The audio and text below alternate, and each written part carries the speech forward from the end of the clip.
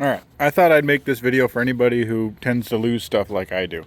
So I have recently lost the remote for my Badlands Apex winch, and on the replacement parts online you can order a new winch remote, but it takes some time to come in, and it's not exactly free. So I needed one that day, and so I figured I would go out and I would try to see if the winch adapter to adapt your old winch to a wireless winch would actually work. And here's what I found out. So right out of the box, the directions that come with it don't work with this unit. What you can do is you could take this adapter and you can plug it into your winch, and then this will work right out of the box and you're good to go. I didn't want to do that because I didn't want one more failure point in this system.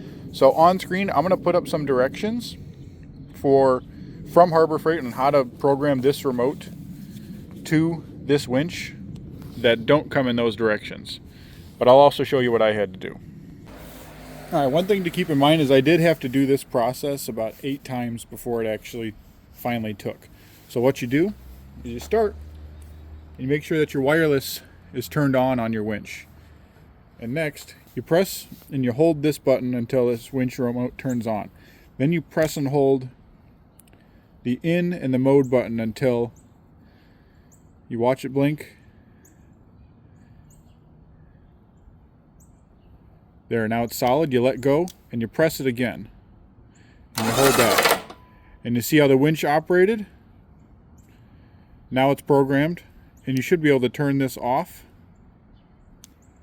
Turn it back on.